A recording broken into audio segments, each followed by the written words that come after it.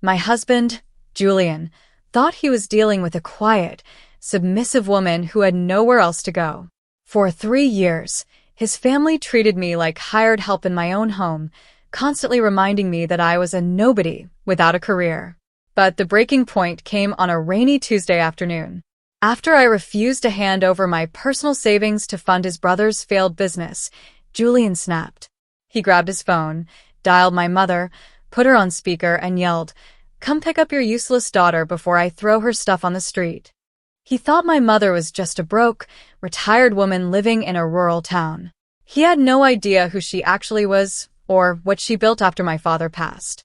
Less than 30 minutes later, the entire neighborhood was shaking as 6 black, armored SUVs pulled up to our driveway. Welcome back to BT Revenge Tales, where toxic people learn the hard way that every action has a receipt. Before we dive into today's story, make sure to hit that like button, subscribe, and drop a comment below telling us what you would have done in this situation. My name is Claire Sterling. I'm 29 years old, and for 3 years, I let myself become a ghost in my own marriage. When I met Julian, I made a conscious choice to live a quiet, simple life, intentionally keeping my family's wealth and background private.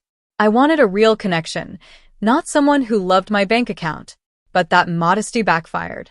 Julian's mother, Evelyn, decided from day one that I was a penniless nobody with zero ambition. Because I worked part-time as a freelance illustrator from home, Julian and his mother treated me like hired help. I cleaned their houses, cooked their dinners, and endured endless passive-aggressive comments about how Julian had settled for a woman without a real career or a wealthy family to elevate his status. I stayed quiet, foolishly believing that patience and kindness would eventually earn their respect. Instead, my silence only fueled their arrogance.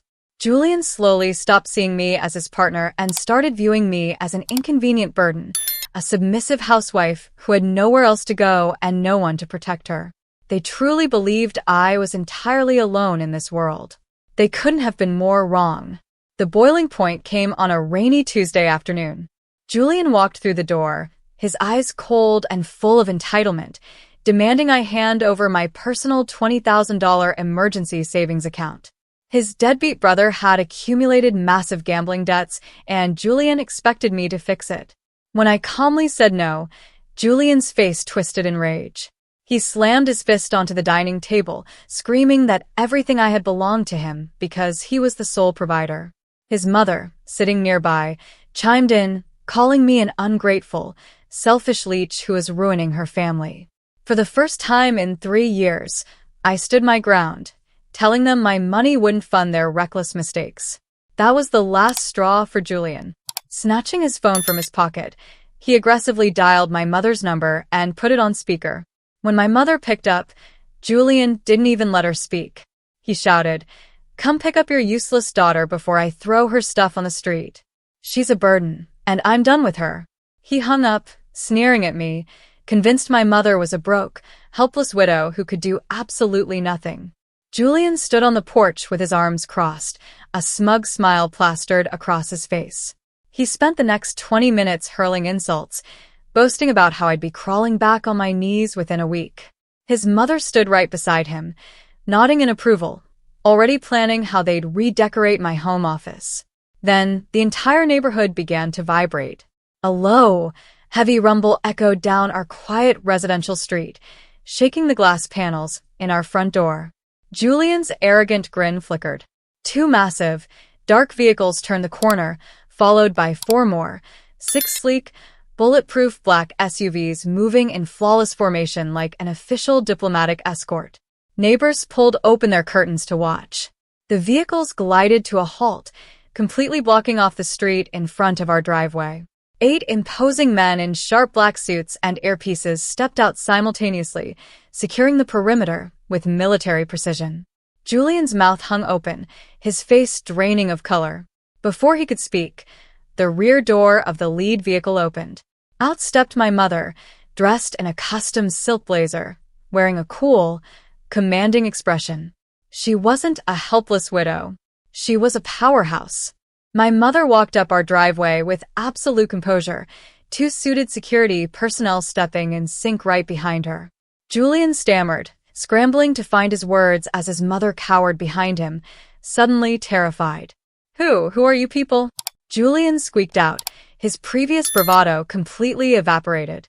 My mother stopped a foot away from him and looked him up and down with cold disdain. She revealed what Julian had been too foolish to ever ask.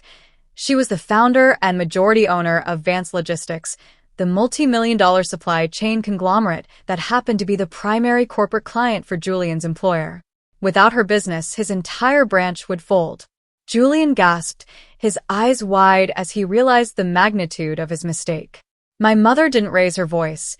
She simply pulled a pristine leather portfolio from her coat. She handed Julian an itemized ledger detailing every single penny I had spent supporting his household over 3 years, totaling over $60,000. You called me to pick up my daughter, my mother said softly, her voice sharp as steel. I'm taking her home, and you have 24 hours to reimburse every dime she wasted on your ungrateful family. Panicking, Julian fell to his knees on the front porch, stuttering desperately that it was all a huge misunderstanding.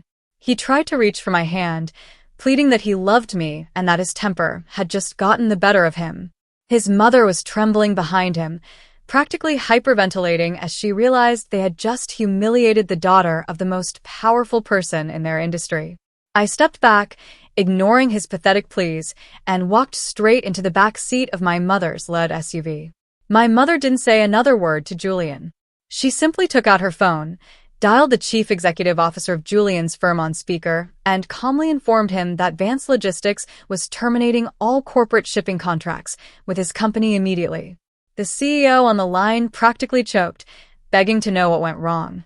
My mother replied coldly, "Your senior manager, Julian, proved to be an extreme liability to our partnership today." By the time our convoy pulled out of the driveway, Julian's phone was ringing off the hook. Within 2 hours, he was stripped of his managerial role and placed on immediate, unpaid suspension. The legal battle that followed was swift and uncompromising. With my family's elite legal team handling the proceedings, I filed for divorce immediately. Julian tried desperately to contact me, sending dozens of frantic text messages begging for forgiveness and claiming he was ruined. I ignored every single one, letting my attorneys do all the talking. During the financial discovery phase, our legal team uncovered something even worse.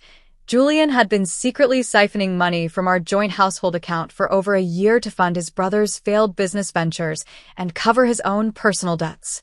He thought he could hide the paper trail, but top-tier forensic accountants dissected every transaction within days. The family court judge was appalled by the evidence of financial infidelity and emotional abuse. The court ordered Julian to liquidate his personal assets to fully reimburse me for the stolen funds and pay off the itemized household expenses my mother had presented. Deprived of his high-paying salary and burdened with court-ordered repayments, Julian was forced to put his house up for sale. He and his mother ended up moving into a tiny, rundown 2-bedroom apartment on the edge of town. It has been 1 year since that rainy afternoon, and my life has transformed entirely. Free from the constant belittling and emotional drain, I finally reclaimed my confidence and self-worth. I accepted an executive design position at my mother's company, turning my creative skills into a thriving corporate career that I truly love. Last week, a random text popped up on my phone from an unknown number. It was Julian, using a burner line. He was working a low-level desk job, struggling to pay his rent, and begging for a second chance to talk. He claimed he had changed and regretted how he treated me every single day. I stared at the screen for a moment, feeling no anger or bitterness, just complete indifference. I didn't bother replying. I simply blocked the number and closed my phone. Julian thought he was throwing away a useless housewife with nowhere to go. Instead, he forced me to step back into the power and support system I had hidden for far too long. The greatest lesson I learned was that you should never let anyone make you feel small just because you choose to live quietly. Walking away wasn't just my escape, it was my victory.